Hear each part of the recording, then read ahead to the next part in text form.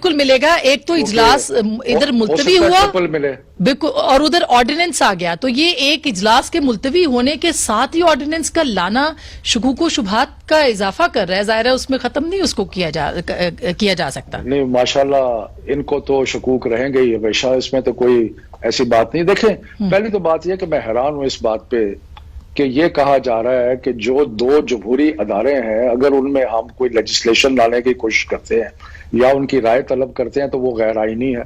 और भाई कोर्ट में गए हैं, कोई सड़कों पे तो नहीं गए ना, क्या कोर्ट गैर आईनी है? और अगर पार्लियामेंट में जाके बिल इंट्रोड्यूस किया है तो वो क्या गैर आईनी है? पहली बात। दूसरी बात यह है कि प्रेशराइज किया कोर्ट को। आज आपने बिलावल की तकरीर सुनी, मैं तो हैरान रह गया जब उसने बात की कि अगर फैसला हमारे हक में आया फिर तो ठीक है, अगर फैसला हमारे हक में ना आया तो फिर नजरिया जरूरत है।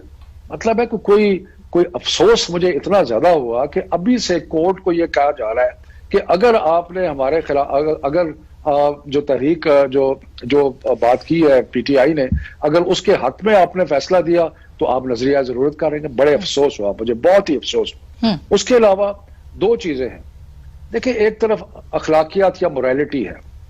मोरालिटी के ऊपर जब ये ऑपोजिशन में थे और इंग्लैंड में थे और जब सीओडी किया तो उस वक्त बिल्कुल बबागे दहुल कहा कि सेनेट का इलेक्शन जो है उसमें बहुत खरीदो फरोख्त होती है, घोड़ों बिकते हैं, बाजार लग जाते हैं और हम उसके खिलाफ ओपन बैलेट करेंगे। और उसके बाद यहाँ नहीं रुके, उसके बाद सेनेट ऑफ पाकिस्तान का कमेटी ऑफ द होल जिसमें सारी जमातें हैं, सारी जमातें शामिल थी, उन सारी जमातों ने यह फैसला किया और यह कहा कि सेनेट के अंदर बहुत खरीदो फरोख्त होती है, इसका एक ओपन बैलेट का तरीका होना चाहिए। ठीक हो गया। लेकिन शफकत साहब ये तो एक मिनट मुझे खत्म कर लेने देना, क्योंकि मैं 2 against 1 हूं। अगर जी जी जी अभी जी तक तो जी सवाल पूछ रही थी, आप इसे सवाल पूछ रही थी। इससे ज्यादा भी हो सकता है, 3 against 1 भी हो सकता है, अल्लाह करे ना हो।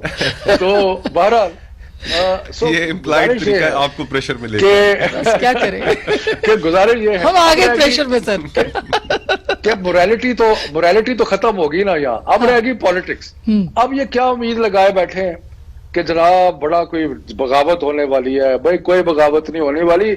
अगर आपको इतना ही है और बिलावल कह रहा है कि जनाब पब्लिकली लोग जो है वो अपोज करने के लिए तैयार है, तो फिर आपको क्या प्रॉब्लम? अच्छा, इसका मतलब है इनकी कोई मोरालिटी की परवाह नहीं है। अच्छा सर, अब जिमनी सवाल ले लें मुझसे, आप जिमनी सवाल लेने को डराया जा रहा है। शफकत साहब, एक तो ये अगर ऐसा है तो अगर सीरियसनेस चले हम मान लेते हैं उन दोनों जमातों की नहीं थी सीओडी के बावजूद, लेकिन आपको एन इलेक्शन से पहले क्यों याद आया कि ये होना चाहिए? आप तो गवर्नमेंट में थे, इसके लिए क्यों आपने बात नहीं की अपोजिशन से? सर देखें, एक बात है टाइमिंग की, दूसरी बात है अखलाकियात की। और मैं आपको बताऊं कि हम सुप्रीम कोर्ट में क्यों गए, ये थोड़ा सा इसको समझने की जरूरत है। हमने सुप्रीम कोर्ट से राय मांगी कि क्या इसके लिए कॉन्स्टिट्यूशनल अमेंडमेंट की जरूरत है या क्या ये थ्रू लेजिस्लेशन भी हो सकता है। और हमने ऑर्डिनेंस क्यों जारी किया? इसलिए कि 11 को शेड्यूल आ रहा है। अगर 11 को शेड्यूल आया तो उसके बाद तब्दीली जो है वो वोटिंग के तरीका कार में नहीं हो सकती। और हमने अपनी मॉरल, मैं तो कहता हूं कि इनको जरा गौर करना चाहिए कि इलेक्शनों के अंदर तो गवर्नमेंट को सीक्रेट बैलेट तारीखी तौर पे सूट किए हैं। अच्छा, हम तो कह रहे हैं ओपन बैलेट करें। हाँ। और ये माशाल्लाह क्योंकि तिजोरियां भरी हुई हैं और देने खरीदो फरोख्त करने के लिए बहुत सारा सामान लोगों ने इकट्ठा किया, अभी से मुझे पता लग रहा है कि बोनियां लगनी शुरू हो गई, घबरा गए ये। और ये मुकम्मल घबरा चुके की बात करते हैं। सही, आप घबरा गए मुस्तफा नवाज खोखर साहब। और दूसरी बात ये कि अगर आप लोगों को इस पे कोई परेशानी थी तो अब आप भी बैठ के बात कर सकते थे कि चले इस तरह करें। ये जो बयानबाजी है, और अगर इलेक्शन हो जाता है और सुप्रीम कोर्ट इसको कलअदम कर देती है इलेक्शन को, उसका फैसला बाद में आता है, तो क्या पोजीशन होगी? जो रजा रब्बानी साहब ने कल ये सवाल उठाया। देखिए, मेरे ख्याल में तो सुप्रीम कोर्ट के पास जो रेफरेंस है वो एक एडवाइजरी जुरिस्डिक्शन में है, और उसमें जो फैसला उन्होंने जो एडवाइस उन्होंने देनी है वो ये होनी है कि आया सेनेट के इलेक्शंस अंडर द कॉन्स्टिट्यूशन है 226 के तहत, या एक उसके इलेक्शन एक्ट के तहत Legislation हो सकती है। तो इस चीज के ऊपर उन्होंने एडवाइस देनी है, और हुकूमत ने जो ऑर्डिनेंस लाया है उसको भी लिंक उन्होंने उसी एडवाइस के साथ उसी किया, एडवाइस के बिल्कुल, साथ किया। हाँ। जहां तक इखलाकियात और मोरालिटी का इशू उठाया, और नहायत अदब एहतराम से मैं शफकत महमूद साहब की खिदमत में अर्ज करूंगा कि जब चीफ मिनिस्टर पंजाब ऑपोजिशन के एमपीए से बबांगे दोहल मुलाकात करें तो वहां पर मोरालिटी और इखलाकियात जो है वो बड़ा कन्वीनियंटली थोड़ी देर के लिए भूल जाती है हुकूमत।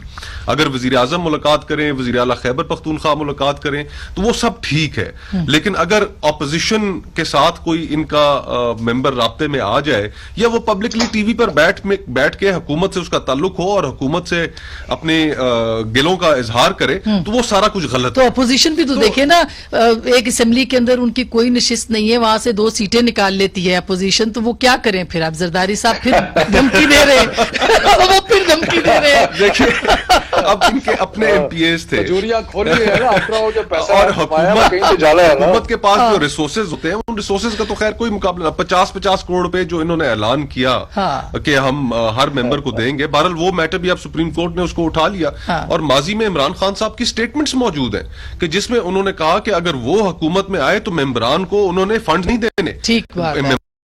इमरान का जरा काम याद रखें legislation कि आप करना लोगों ने है, क्या और किया बिल्कुल एक जी सर सॉरी, अरे, याद रखिए आप लोगों ने की हुकूमत थी तो आपने फंड्स भी दिए थे या नहीं दिए थे? हमने तो दिए थे, हमने तो कभी ये नहीं कहा कि हम नहीं देंगे।